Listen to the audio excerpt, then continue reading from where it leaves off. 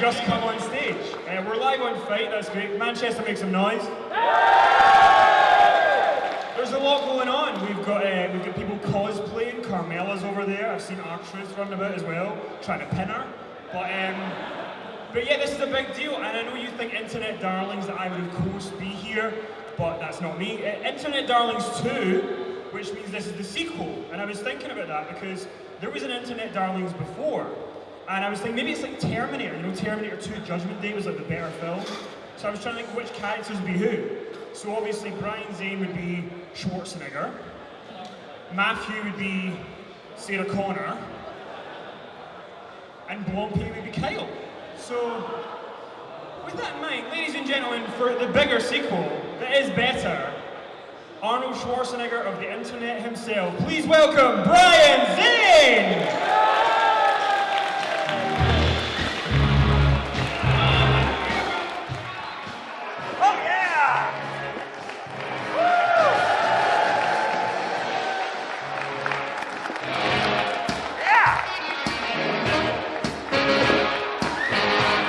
How you doing, Manchester?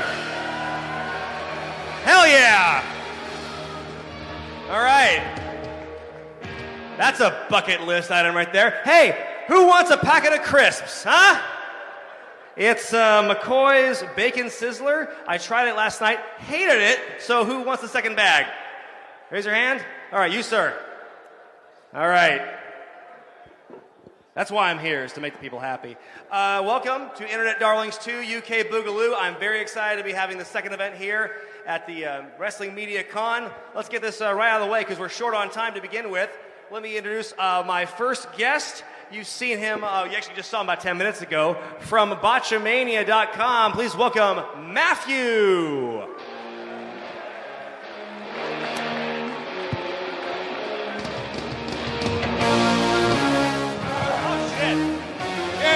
Same Joe. How y'all doing?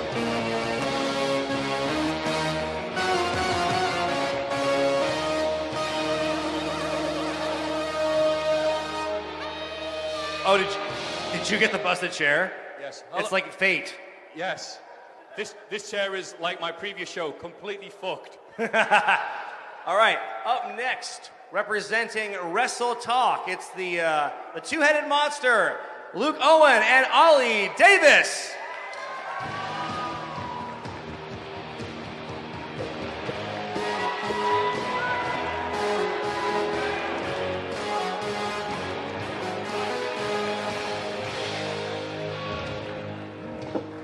There you go. And last but not least, it's My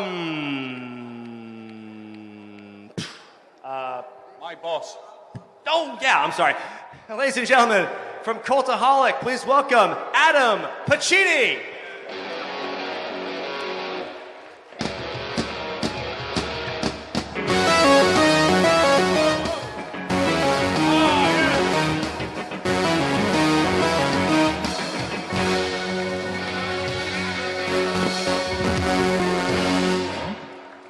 I like you played to the crowd there. I loved it. So thanks for being here for this panel, guys. I'm really excited about this one. Now, I do want to get one quick disclaimer out of the way. Now, right now, there is at present a bit of a beef going on between the guys at Wrestle Talk and the guys at Cultaholic, but I just want to let everyone know, if you want to see that, you know, the blow off to that, come back tomorrow. This is kind of an out-of-character presentation here. We're all just going to be ourselves and talking about what it's like to be a wrestling YouTuber. It's kind of a growing industry, growing little, I guess, niche, I guess, in the wrestling world. And, you know, it's time for us to stand up and be counted, damn it. I guess let's just start talking about our origins. Luke, Ollie, how did you guys get started working on, you know, the wrestling YouTube scene? How did you guys break into that? Well, the great benefit of Wrestle Talk was that it was already a pre-existing property. It was a TV show for 7 series. Thank you for the guitar strum. It's got a jingle still. And that I started working on that as kind of script writing and directing those things. And then that came to an end. And I said, hey, you've got the YouTube channel. Let me have a go at it. And then I discovered jump cutting. And I haven't looked back. So, yes, that's quite it's a good way if you pause a lot and screw up takes, if anyone wants to become a YouTuber, just edit the hell out of it and make it quite disorientating to watch. How about you, Luke? Thank you, Ollie.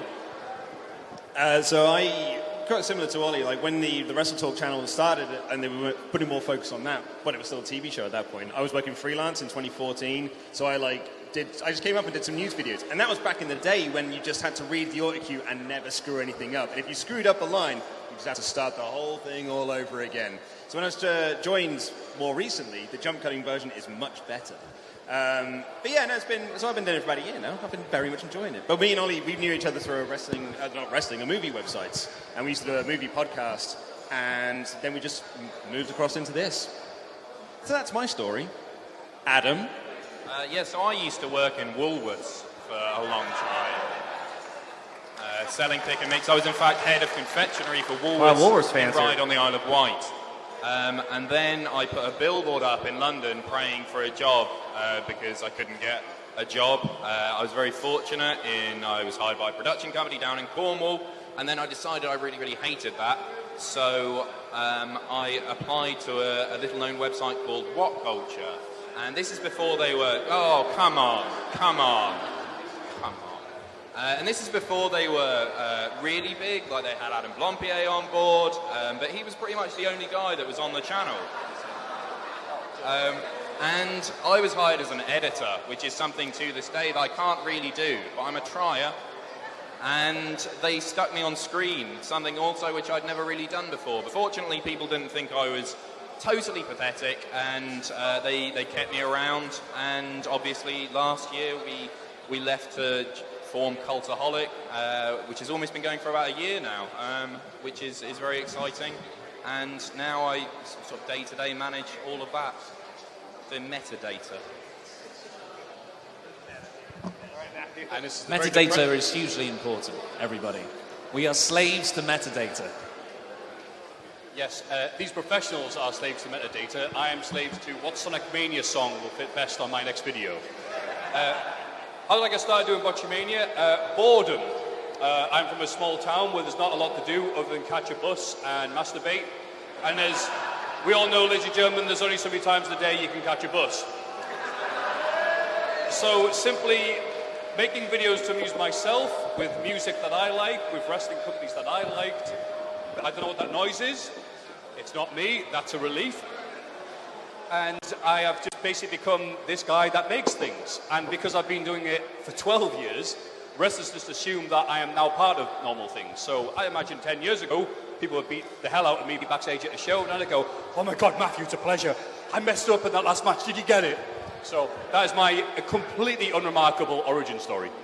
That leads me to something else I wanted to talk about. Now, we've been all doing this for a while. We all have different levels of exposure and notoriety in the wrestling world. Now, myself, I have the background having been in wrestling as a wrestler and a manager, but you guys are kind of coming out from outsiders' perspectives. But with all the size of your platform is, have you guys found like a level of like respect among people in the business, other wrestlers and stuff? I'm really curious to hear what a lot of you've had, and what, if any, experiences you've had with wrestler feedback based on your videos. Because I have a couple stories. I know, Maffew, you've probably got tons. So anything else wants to share, anything about your status in the business, in your area, I'm really curious about. They fear me. They fear you? They fear me. No, it was really weird when we started doing WCPW, now Defiant. It was odd because we didn't know how they were going to react, because I've always seen all of our jobs as kind of glorified clowns. We make dick jokes for a living.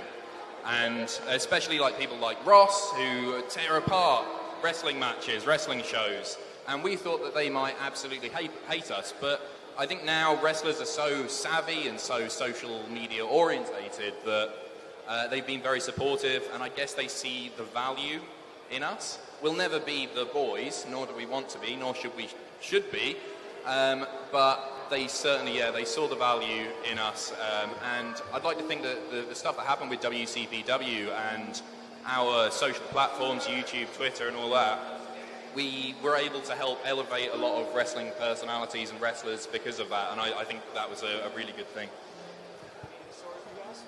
Well, we once had a beer with Keith Lee. Oh, well then, yeah. There you go. pretty great. I'm gonna Talked about Infinity War a lot. My favorite story or interaction of feedback from a wrestler came about a couple years ago. I remember this vividly. My friend and I were driving to Las Vegas to go to see Money in the Bank. That's the one that Dean Ambrose won the title. And we're halfway to Vegas, and I get a DM on my phone, and it's from Taz. And Taz just writes, "Geez." And I pull over, I go, "Hey, Taz, what's up?" And he basically, now 3 years before this, I had done a video about Taz's run in WWE. Now, it's not a controversial statement. He's here. I heard you were saying things about me, Cole. It's not controversial to say that Taz's run in that company as a wrestler was not very good. And I pretty much said that, but I wasn't trying to attack him. I was just saying, hey, they did you dirty, you know? That's all it was. But he finds this video 3 years later after one of his producers for his show shows it to him, and he basically chews me out via DM, saying, "It's so disrespectful, and you make me look like a chump and make my career look like a joke. Do you know the sacrifices and the blood and the broken..." And I tried to assuage him by saying, hey, it's not comparable, but I do have experience in wrestling. At first he called me just a fan. Like, "Oh, you're just a fan who doesn't have the right to say this." And I said, I'm not just a fan. I have experience, not the level of yours, but I've been in the ring. I've managed. What the fuck is that? You've got to stop doing that, Brian. Very distracted. Right? Y'all didn't know I was a ventriloquist. And so, but then I said, I'm in the business, and he goes, "Well, that makes it even worse." I'm like, so no one's allowed to make fun of wrestling, whether they're in the business or they're not in the business, especially if you're making fun of Taz. That was the big takeaway I got from that. And I sat on that for a good couple of years until finally I just did a straight-up parody of Taz in my Raven in WWE episode where I, did the towel and the fake beard and everything, and I put on the voice Cole. And, considering it took him 3 years to find the video about him, it'll be another 8 or so before he finds the one where I make fun of him in caricature form. That's my biggest story about a wrestler. But most people have been very supportive. Jim Cornette, for example, loves my shtick of him. So This isn't really my story, but I've actually got another one about Taz. do tell. So Jack the Jobber once, I think, wrote an article or said something fairly negative about Taz, and he had a similar encounter where Taz DM'd his Twitter account saying, "Are you disrespecting me, bro?" And I'm not saying that, short man syndrome is a thing, but Taz, if you are watching this live on FITE TV, then yes, Jack the Jobber was disrespecting you, and you should absolutely DM him again and teach him a little lesson. So what we've all learned from this is if you are breaking into the wrestling YouTube world, don't make fun of Taz. Pretty much. Because he will float into your DMs. Not for nothing. Not for nothing, Cole. Same ballet, Brian. Small foreign car. Yes, my interaction with Taz was roughly the same. I thought this was turning into a Taz roast. I feel like there's some sort of weird club we've gone to. Oh, I'm a friend of Taz. You know what I mean? He took umbrage with something he was writing about fans using insider terms. Maybe he knew he was having a go at, now I think about it. And his cohort, who I called Mini Taz, to know his name, and he said, like guys who use the term botch, botch my ass, botch this, to have this rant. Now I went, that's not a problem, Taz. You're right, I agree. People who aren't in the business shouldn't use these terms. By the way, Taz, I don't want to hear you do any type of film review about any film, and if you've got a Bachelor in the Arts, 2-1, thank you very much, unless you've done one essay on Battleship Potemkin, another one on how Fritz Lang influenced Hollywood cinema. Thank you very much. And he took it very well. He went, no, not for nothing. I love the British stuff. I was watching Benny Hill the other day, and I went, there could be any recent stuff, Taz. And he invited me onto his radio show. He's quite hesitant to call it a radio show, not a podcast, because everyone has one of those. So I was on Taz's podcast, and I basically just didn't let him speak, because I thought this might be a sucker punch. Might be trying to get me on the stage, so we can go, I'm going to get you, sucker. And no, it's didn't let him talk, and just rambled like I'm doing now, and just completely ruined the show. And at the end, it went very well, to let me get a word in edgeways, and then I just decided to call him Iron Brew Odd Job. Because never thought that would get like cheers at a live thing. Iron Brew because he's. I I knew it. He's here.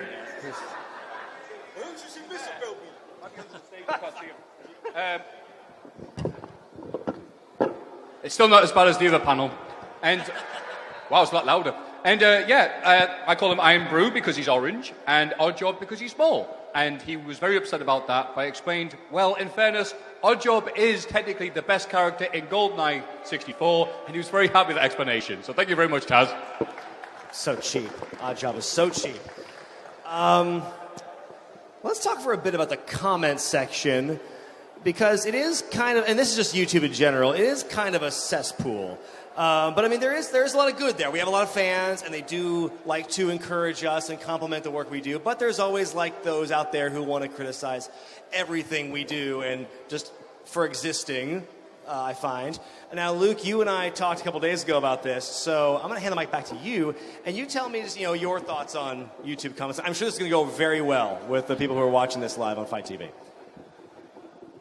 Yeah, I mean, so like when I joined Wrestle Talk, I suppose I was different. And one thing that YouTube does not like is change. And I was a change, although the videos were more or less the same, but I wasn't Ollie. So I didn't get off on the right foot, essentially. So I got a lot of detractors from that. Also, I have a really bad receding hairline, so that's an easy target. I have a pretty terrible beard. That's an easy target. So, yeah, I think the YouTube comments is... And as someone, because I do read comments, I try not to do it too much these days because sometimes I really do let it get to me. But get ready to pick up a name because I'm just about to drop one. I interviewed Paul W.S. Anderson. Thank you very much. Oh, shit. About Mortal Kombat for the book that I wrote. Plug, you buy my book. And he said that when the reviews came out for Mortal Kombat, New Line gave him a big stack of them, and they just gave him all the reviews, and he separated them out into good and into bad, and he said, you know what, they were more or less the same height, but I can't tell you a single thing about the good reviews, but I remember every single word from the bad reviews. And he said, from now on, I just stopped reading reviews, which I think is probably evident from a lot of his film work that he's done since then. I'm kidding, I really like Paul's work, most of it. And so I kind of have the same thing, like when I read YouTube comments, it's always the ones that are saying, like, you bald bastards, you're really crap at your job. You're awful. Get off my TV. Those are the ones I remember. But the ones who genuinely are like, I think you're nice. And we're like, scroll past that. Don't want to hear that. What are the bad stuff people saying about me? But it's also really funny. I will pass the mic on in a second. It was really funny with us as well. Because everyone likes Ollie and doesn't really like me, anytime Ollie says something wrong, I get the blame for it. Every episode's a Wrestle Ramble where Ollie goes like, oh yeah, and then Michael Cole said this. And that's wrong. And I'll go like, Luke, you're such an idiot. Michael Cole never said that. And I'm like, I never said that. It's true, though. I mean, we get, it's definitely not 50-50. I think in most cases for us, it's like more positive than negative. But yeah, anytime there's anyone different, like I had R. Felix Finch on my channel, and people break him across the coals because, he's got his hair, he has the Exotico hair. And he just looks, he's got the septum piercing and all this, and people just like attack the difference, and it's really weird. Yeah, people have a familiarity with, they subscribe to YouTube channels for the main guy, and anything that deviates from that is wrong. Do you have any input on this? I do have sympathy for negative comments. You've just got to feel sorry for them after a while is the trick, because there's probably something very horrible going on in their lives, and the way to articulate that is to make fun of, my nasally voice or your beard, and you just go, but that's how you're getting your kicks. So it's, yeah. Did you have something you wanted to share with the class? I love the fact that you've taken on the kind of, Ollie, don't let it worry you, they're just jealous. Like what your mum would say That's to what you. it boils down to, yeah. No, people they are hate us because they overwhelming. hate us. People are overwhelmingly nice, but you're completely right in that it's the ones... I don't mind when people say, look at you, you lanky freak, you big-nosed, specky twat. Sorry about those texts. Yeah. Those are the PG comments, by the way. They're from my mum. But it's the ones that say, oh, you can't do your job, that do sting a little bit, because I've been doing this for, 3 years now. And they don't know what my job is. I'm brilliant at shipping T-shirts. So, yeah, no. I guess you don't have YouTube comments because you get kicked off every 2 weeks. The comment section on Vimeo is not very hot these days. Yeah. Yeah, it's great. Can't get negative YouTube comments if you're not on YouTube. Yes, I stopped reading YouTube comments for Botchamania a few years ago because, as we've all known, I'm so old, I remember when YouTube comments were actually good. You actually have decent conversations with it, which is, also, TV was black and white back in my day. Because, you watch, I don't know, a CM Punk promo on YouTube, and underneath would be like, this is proof that the Jews run the media or something. It's the worst of the worst. Like, absolute horrible people. But then I started reading them again when I joined Cultaholic, because I was aware that this was a new thing for myself. And rather like Luke was saying, I'm the new guy. And I didn't know what I was trying to do what I knew how to do, which is talk to people, how you talk to people down the pub or whatever, which is not what the Cultaholic audience wanted at all. So I actually went and read it, and God, that was refreshing. Maffew, you suck. Maffew, you're ugly. Maffew, you suck and you're ugly. I mean, it's like, oh, okay. So I took it. I went, no, I've listened to your criticism. You guys like Vachiti and Jack and Ross and all the rest. I'm here. I'm the new guy. Apart from that guy who doesn't like Ross, that's fine. David Starr. Oh.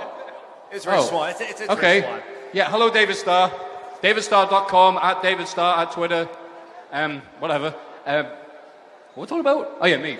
And, yeah, so I had to actually go back and read these things, but I didn't see it as a negative. I feel if people are taking the time out to go, no, can you shut up for a start, Jesus Christ, and not laugh at everything Jack says, even though I thought he was hilarious, because he's just like, New Japan was good this week. And I'm like, ah! But then other people are like, why are you laughing? Jack is a very important person. How dare you laugh at Jack? I'm like, oh, okay. So I think YouTube criticism can be used for good things. Just not all of it. Yeah, but I think the important takeaway is, it's a lesson I have to remind myself every day, is to not let those negative ones dwell in my mind, and really just don't take for granted the positivity that we have, because I think over time we've all cultivated very positive communities in our respective channels.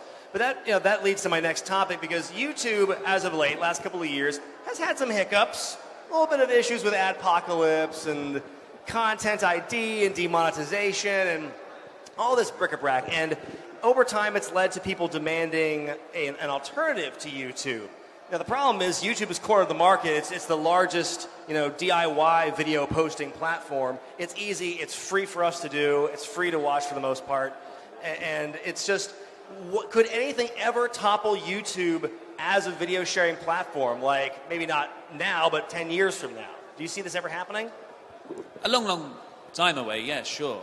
Because these large companies, I do believe WWE won't be on top forever, and like very few things are on top forever. Countries or big corporations, they empires, do tend to fall. Empires, yeah. So, but it will take a long time. Just as a YouTube insider thing, me and Bachidi were talking about this. You can't put Hell in a Cell in a title because it will demonetize, because hell is in there. So that's it's gonna be awkward. Yeah. October's gonna be rough. The Cell pay-per-view 2018. What about you, Luke? Yeah, I mean, I more or less think the same thing. It's the same thing, like everyone said that there's never going to be a bigger social media platform than Facebook. And MySpace, obviously. But, eventually there will be a platform that people just sort of buy into and get there. I think as YouTube, it's been there since 2004, and everyone's just using it. I mean, I just think that sometimes the things that they do, that's what's going to blow the bubble. It's things like, so for example, we wanted to try and make our videos a little bit more dynamic than just us standing there and images swooshing over. So we thought we'll start embedding videos that people post up on Twitter and Instagram, because those don't belong to anyone. As soon as you put it on a public platform, it belongs to the public. That's law, so that's fine. For the people, for The Rock. Exactly, yeah, for The Rock. So we thought we would start doing that. And we had a video that Paige posted up on her Instagram accounts in one of our news episodes. And it got demonetized because WWE put a claim in that they owned the footage. And the way that YouTube works is that they don't go and ask you, do WWE own this footage? They go to WWE and ask, did you mean to put this claim in? Because it's all done by bots, it's done by robots. And WWE, of course, went, yeah, we own that footage and we meant to put that claim in. So they got all the money. And I think it's things like that, that's what's going to burst the YouTube bubble, and people are going to have to look elsewhere in order to make money, because this is how we make a living. It has eventually, over time, become far more studio-driven, much in the way Hulu is and Netflix is today. At the end of the day, you know, YouTube is still user-generated from new videos and stuff, but the studios have all the power at this point. And I guess it's just a matter of time. It's like, you know, again, it's the waiting. Will there be another platform? That sort of thing. Do you have any thoughts on this, Pacheets? Yeah, I think there's only one platform that could ever take over from YouTube, and that's What Culture Extra. Burn. I said I wasn't going to do any. No, it's really interesting. We upload videos regularly that lose money. Like they cost us more to create than they actually make, and that can be anything from, as you say, like hell could be in the title or something, just something controversial that we don't know. There's no public list of words that you can and can't use, so it's constant guesswork. And so I guess that's why Patreon is so important to us, and I think we'll see Patreon-funded creators become more and more prevalent, like the guys with OSW Review, who I guess probably can't monetize. Yeah, fantastic channel. Who Great can't guys. monetize any of their stuff because they use footage. They make all of their money through Patreon. So I think we will see more and more shift to that platform. Botchamania and monetization on YouTube. Yes, it is amazing the amount of people that think that I make money via the YouTube. Well, no. I have to double screen them, and I even put text saying I'm doing this so they can actually get uploaded. That's so they can stay online. People think it's have to do the Andy Warhol effect, that gets money. No. And that's it, really. That's it. Well, I know we're kind of running short on time, so I figure we are going to, fellas on tech, be on standby, please, for the next video. I'm going to intro with this. You might have seen this before the show began, a little bit of a botch. But who is familiar with the album, the Pile Driver Wrestling Album 2, the song If You Only Knew, with Jimmy Hart singing the solo and all those guys? Okay. Oh, big cheers for that. I'm really impressed. Yeah, people remember, all right. So this is the culmination of a project that took about a month and a half from concept to completion that involves a lot of other wrestling YouTubers, most of which here on stage you can see. You might recognize some that are on the screen here. And I'm very proud of this. Took a lot of time, a lot of coordination, putting out a lot of fires. And I hope you enjoy it. You're the first ones to see this. YouTube's not seeing this until next Tuesday. So you're the first ones to get a look at this. It's the world premiere of the Wrestling YouTube edition of If You Only Knew. If you only knew. Those high notes. This whole video is an excuse for me to do that. All right. That's Internet Darlings 2, UK Boogaloo. Thank y'all so much for being here. Thank you, FITE TV. Thank you, Wrestling MediaCon. Thank all these guys. Enjoy the rest of the weekend. Thank you.